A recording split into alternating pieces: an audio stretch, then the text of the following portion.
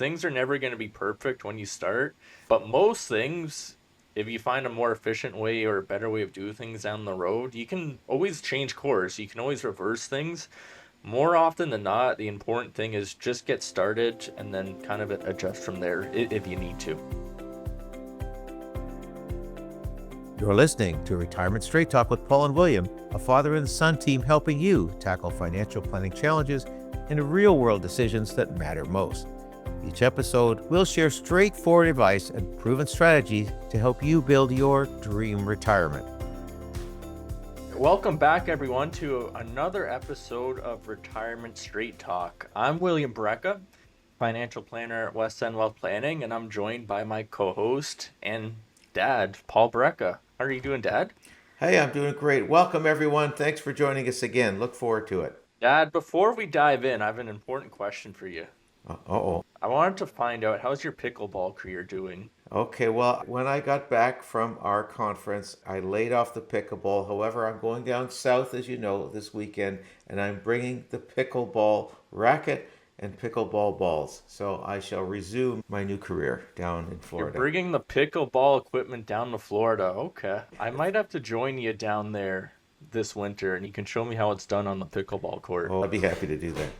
Well, listen, everyone, we got a great episode today. This is actually part 2 of our series here. So if you missed part 1, go back into the previous episode. We're doing 10 lessons that my dad has learned in 35 years in the business. As I'm sure you can imagine, you can learn quite a few things, 35 years doing the same thing. Dad, you've seen it all. You've seen things over multiple times, over and over again. So again, if you missed it, go back to part 1 where we covered the first 5 lessons. And today we're going to cover the next 5. So it's a total of 10 lessons you've learned over 35 years. So if you missed part 1, here are the 5 lessons that we covered on that episode. Number 1, why investing isn't gambling. Why having a written financial plan is non-negotiable. That's number 2. Next one, number 3, was how having overconfidence can trip you up. Number 4, the power of patience in your finances. And last but not least, number 5, why investing can often feel counterintuitive but still works. So before we get into the next 5 lessons today, Dad, we got a lot of really exciting things going on at West End Wealth Planning. So why don't you give a quick update to some of our listeners on some things that we've been working on? The first is our new white paper designed for business owners. Now, we spent time on this to make sure it has critical items in it. If you're either a small or, you're a one-man show or a 25-man show, these are going to help. The report is called 9 Tax and Retirement Strategies Every Business Owner Needs to Know. And when we say needs to know, we mean this. This is the big money stuff. You can slave and work and put out fires and work long hours. But if you're not understanding some of these strategies, you're going to be throwing a lot of your money down the toilet. So again, packed for, especially for incorporated professionals and entrepreneurs. So you can get this free guide as well as our other guide that's called How to Build Your Dream Retirement and Avoid 7 Common Mistakes that can completely derail it. You can pick up these in the links in the show notes below. Now, and also, by the way, we've been publishing a short form video series called Paul's Wealth Insights for Entrepreneurs. Each one is just a couple of minutes focused on smart financial moves for business owners. If you haven't checked it out yet, head to our YouTube channel at West End Wealth Planning and take a look. Okay, awesome. Definitely check those out, everyone. Now let's dive in here, Dad. Take us straight into lesson number 6 that you've learned in 35 years in the business. Number 6, the first rule we're going to talk about today is that the simple rules of wealth creation work, but are often ignored. If you do the basics, you are 90% of the way there. Now, why do people avoid these? I think people think they're too easy. I think we're listening to media 2 days, looking for more complicated things, more expensive things. I think, Dad, complexity, sometimes it tells a better story, right? Some people think, oh, if I just do these, I'm good. That sounds a little too good to be true, doesn't it? Well, yeah. And of course, Buffett talks about this. He says, why I try to find a 1-foot pole to jump over rather than trying to jump over an 8-foot pole. And if you accomplish the same or often better by jumping over that 1 foot pole, why wouldn't you want to? Simple things. For example, dollar cost averaging. Boy, what a simple concept. If you have investments, an ETF, a mutual fund, whatever, if you put in the same amount of money every month, regardless, you buy relatively more units when the cost goes down and less when they go up. Isn't that what we want to do? Buy more when they're cheaper and less when they're expensive. It's simple, it works, there's no cost to it, it's easy. No, it's just amazing, Dad, what someone can accomplish just by saving a certain percentage of their paycheck over decades and see what it can turn to when they are retired. But that makes a big difference over several years, but it's a small thing that people often overlook. Yeah, and the second thing is just really it's related to it. It's just the simple rule: pay yourself first like a bill. In other words, people do this wrong. The way most people do their planning is they say, okay, I get my paycheck, I spend what I need to spend, and oh, if there's anything left over, I'll save it.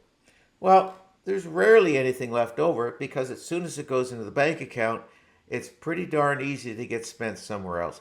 So you have to treat your savings and investing like a bill. We make sure that there's money aside for our mortgage, to pay the gas bill, the electrical bill, the car payment, whatever it is. We make sure that money's there. Well, you just treat your investments the same way. If you're putting away $1,000 a month, have it done automatically. If you do that, the money is there. It'll be put away. And boy, the neat thing about this kind of stuff, well, you do it for a couple of years, and all of a sudden you look at your account and you go, wow, look at all this money I've got there. Wow, and it's going to feel really, really good. Another proven thing is using simple, low cost investment, broadly based investment strategies. We know they work, they've proven to work. As a matter of fact, the evidence is crystal clear. Rather than trying to be a stock picker, stock picking, for the most part, you're not going to earn as much money as just buying a broadly based, inexpensive index that you don't need to spend time on. And doing something like that, again, it's simple, but it's not easy. There's so much noise being thrown at everyone in the news, from the media, and there's always a new flavor of the day, whether it's AI stocks or crypto or marijuana stocks going back several years. There's always a new exciting trend out there that people think, I got to get in on this. When, like you said, just keeping it simple, being very broadly You're diversified, going to that do tends to win out great. in the day. You're going to Yeah. do great in that. Remember, there is about 1,000 different news and business channels. They all have to find things to talk about. So they talk about things that probably aren't, to a great extent, applicable to your situation. Oftentimes, they're just filling up airspace because they have to. Absolutely. Okay.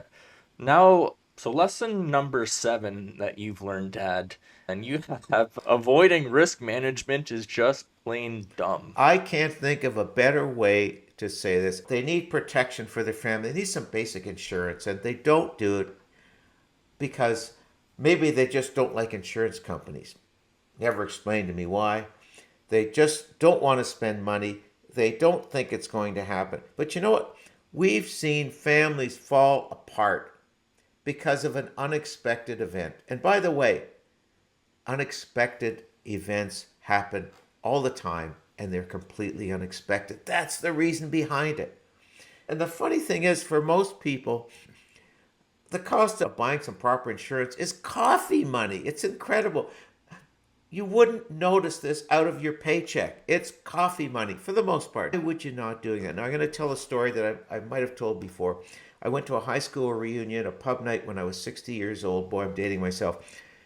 And I sat around with a dozen other people that I hadn't seen in 40 years, and we talked about who wasn't there. We went through a list, and there was about 6% of us. There was 100 of us in this class, and about 6 were dead. And I remember thinking, holy jeez, 6 people are gone? That seemed like a massive amount of people. But being in the business, I went back and checked the numbers. That's bang on average. 6%, and I think if you look at a couple, say in their mid 40s, there's about a 13 or 15% chance that one of them won't be around at age 60. Those are big numbers. You're not going to pay coffee money to cover off what could possibly ruin a family. Oh, by the way, if you're a business owner, it could ruin your business.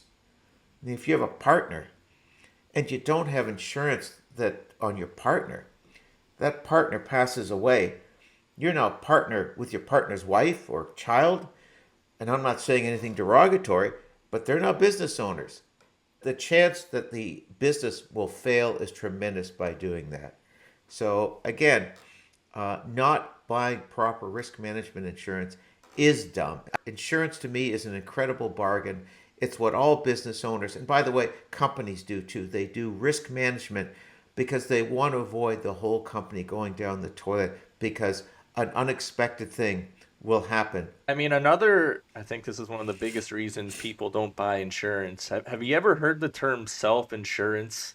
Oh yeah, So yeah, here's the thing, everyone. Self-insurance is literally not a thing. yeah. Insurance means you're paying to offload the risk to an insurance company and you're sharing that risk with everyone else who buys insurance.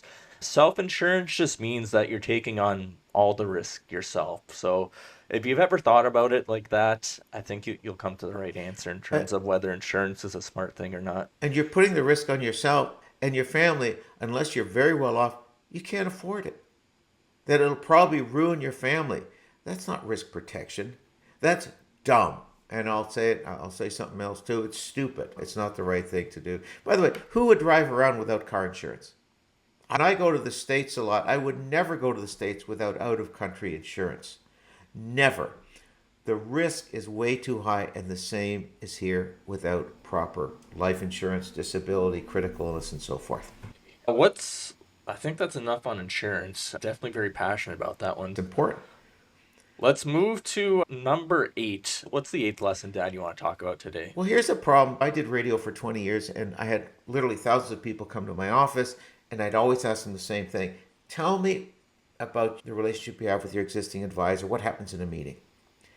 Almost all the time, I was told that our planning meetings revolve around putting a statement on the desk and talking about the different positions and what we should sell, what we should buy. That's not planning. Planning is much, much bigger than your portfolio.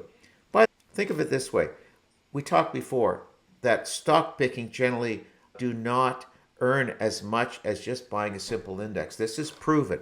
Most of the time, by trying to use a stock picking strategy, you're not going to earn as much money. So why are you wasting time on it? That's not a good use of the planner's time or your time. The big money, the money that can really save you is doing your tax planning, doing the sequencing on how you sequence your retirement income. Because by sequencing means which assets do you take as income at what time, because that can have a huge effect on the amount of tax you pay and the amount of after-tax dollars you have in your estate. So looking at those types of planning issues, and the easy way, the easy way to use an analogy is when you go to see your family doctor. When you go for a checkup, do you walk in the door to your doctor's office and do they immediately pull out the prescription pad and start going, well, let's try this one today? Of course not. They sit down and they'll say, how are you feeling? How's the family? What's going on? Let's look at your history. Let's see what's going on. Maybe the last 10% of your doctor's appointment is, well, maybe this prescription might be good. That's the way it should be with your investment advisor. The investments, if you're buying simple, low-cost investments, they're simple. There's not a lot of discussion. Where you save your money in the planning, the tax planning, the retirement plan, the estate planning. You control the things you can control in your portfolio, the asset allocation, so it's at the right risk level, the geographic allocation, make sure you're diversified. You can control to some extent where you put investments, that's for tax planning, and when you draw that out. You can't control the stock markets. You can't control world politics. You can't control where interest rates are going. You can't control your tax rates. So don't spend time on things you can't control. Yeah, exactly. Really well put, Dad. I know one of the big things we see actually when we meet with prospective clients And we asked them what's their current experience like with their existing advisor. And more often than not, it's just reviewing an investment statement once a year. And that's great. Investments, like you said, are an important part of a Sure. financial plan, but it has to be part of a broader, holistic financial plan. So, how does it integrate with your insurance? How does it integrate with your Hmm. tax planning, your Yep. estate planning, everything? And all that's to be one part of a puzzle. So, I mean, again, to use your doctor's analogy, if someone's just looking at the investments, that's kind of like a doctor just looking at one part of your body or one part of your health. You're going to miss out on a lot of things. Sure. Say, hey, let's just look at from your navel down and forget about the rest. Okay, so I mean, now let's move to lesson number 9. And so, Dad, you said that procrastination is the killer of dreams. Well, and by the way, we're all guilty of this at one time or another. People lose years waiting for the perfect time to get their finances in order, to buy their first home, to have their first child, to find the perfect time to avoid making a mistake. I'm only going to put my money in the market at the perfect time, or to start a business. There's never a perfect time, and you'll never find it. Just like you'll never find the low point of the market to buy. You will never find that day. Never. I've started to hear a lot from you recently that there's never going to be a perfect time to have kids, so just do it. Yeah, young lad, you're at the age. And by the way, there's a great quote from Larry Ellison, and he's the founder of Oracle Corporation, huge technology company. And he says, a foolish doer will outperform a smart thinker every time.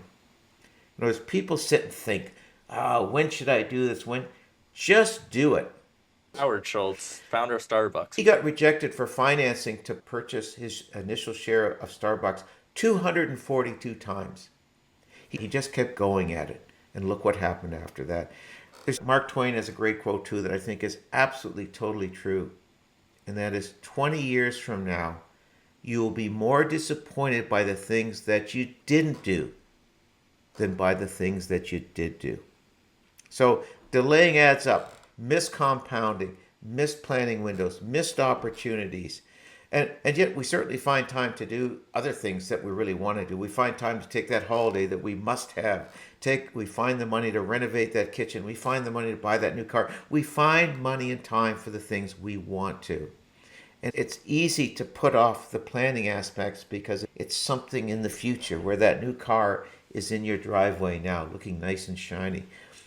But again, the best time to start your planning was yesterday. The second best time is today. Yeah, I mean, I think the important thing for people to take from this is things are never going to be perfect when you start, but most things, if you find a more efficient way or a better way of doing things down the road, you can always change course. You can always reverse things. More often than not, the important thing is just get started and then kind of adjust from there if you need to. Yeah, I mean, it's like kids going to university today. They start in one course and they change two, three times because, hey, it's not the right thing. Let's move to something else. That's perfectly fine. The same thing with your finances. Get going with something. Maybe it's not the right thing. We need some adjustment. We just make some adjustments to it. Life is going to be full of making adjustments and changes. It's a process. It's not a one-time event.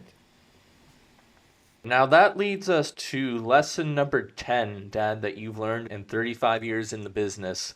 What's lesson number 10 for everyone listening? Well, let me ask everyone a question. Connor McDavid is arguably the world's most talented hockey player. He has a whole team of coaches behind him. Why? He's more talented than all of them. Roger Federer just retired, the best tennis player in the world. He had a team of coaches. Well, he's a better tennis player than any of them. What do they need him for? The best business leaders. Why do these people have coaches? The fact is, great people, great coaches enhance your performance. They see things by definition, because they're someone different, by definition, they see things that you cannot see and may never see. And that can create the difference between massive success and being average. So again, getting great financial advice is critical to your success for 90% of the people. in the way I look at things anyway. And it's not because these people are dumb. Some people think, oh, I know everything. I read or I watch CNBC or one of these hundreds of different stations. I know it all. You know what? You don't. You don't. Well, your dad is a personal trainer, don't you Yes. think? Because there's tons of information out there, whether it's on TV or the internet, and you could say the same thing about workouts. There's thousands and thousands of people out there offering free workout routines on, I see them all the time on Instagram and And that's YouTube. great. They're everywhere. That's great, but why do people still need personal trainers if there's all this free information out there, right? Well, as I mentioned with my trainer, and you're doing an exercise and you think you're doing it perfect. And he'll say, you know what, you need to move your shoulder 2 inches one way, and you're going to use a completely different muscle group. 2 inches, a completely different muscle? Yes, because of whatever it is. You won't see that. You won't see the subtleties that create the differences between very successful and just okay. The other thing the trainer does for you, Dad, is he creates a plan that's customized for the goals that you want to achieve. Just reading something off the internet, they don't know what you want to achieve. It could be really good information, but it might not get you where you want to go as an individual. Well, that's right. You could have 10 different people in very, very similar financial situations, let's say. But the planning for all of these people may be very different because they all think different upstairs. Their experiences have been different. They grew up, they have different values. So, what is right for one person may not be right for another person. And again, it's important to understand, like your doctor, that's the reason the doctor goes to look into your past files to say what has happened in the past, what worked, what didn't work that well with you. One of the Greek philosophers, Socrates, has what I think is a wonderful quote. And he says, you're only educated when you realize how ignorant that you are. And another way you could say that is being humble. And the one of the things that Jim Collins is a writer about great business leaders. He says the best business leaders are humble. They understand that they don't know everything, and they want to get advice from other people. Even though that leader is very smart, they want opinions because they know they're going to be missing things. They know they're going to have blind spots, and not understanding those blind spots could be very, very expensive Yeah. moving I down the road. think I think he says in that book, correct me if I'm wrong, the worst leaders are essentially like overconfident Yeah. and loud and brash, and then the best leaders are much more reserved and kind of open to seeking out new information and contradictory opinions. Yeah, the best they did research over long, long period of time. And you're right, the best leaders are the ones you don't often hear about. They're the ones who create the biggest companies often. They're humble, they look for advice, and then they make smart decisions with that extra advice. So we could talk too about, find it's also important to find the right advisor. And some pointers there might be, you find someone you can relate to, you feel you can trust. Do they look at the big picture? We've talked already about how the plan, your finances is much more than your portfolio. Do they look at your risk management? Do they look at the retirement planning? Do they look at the estate planning? And by the way, planning for these things should be a much, much bigger part of your meeting, as we mentioned, than just talking about moving positions around.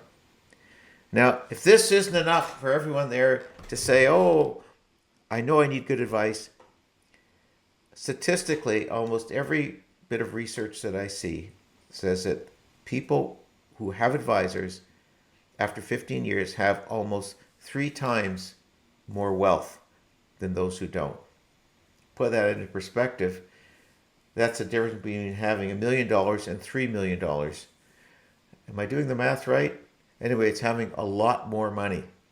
So if you think you're trying to save some money by not paying an advisor, might not be the best. I think that's a good place to wrap it up here. So, again, everyone, that's part two of Paul's 10 truths from 35 years in the business.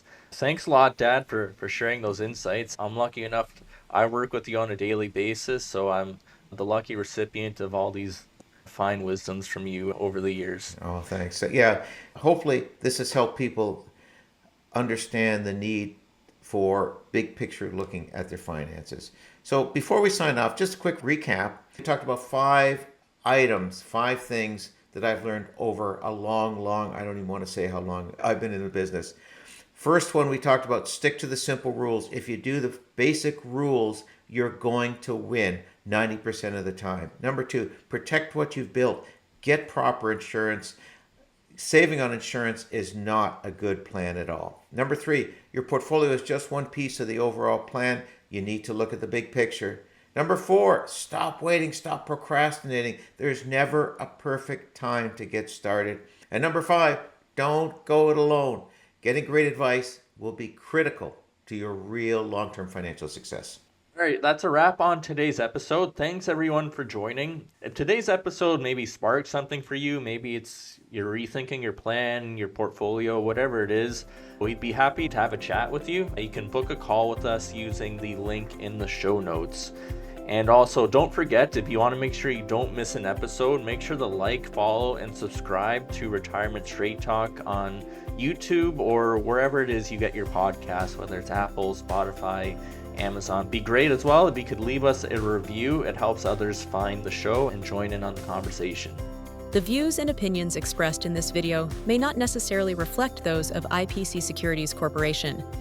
This podcast is for informational purposes only and should not be relied upon as a basis for investment decisions.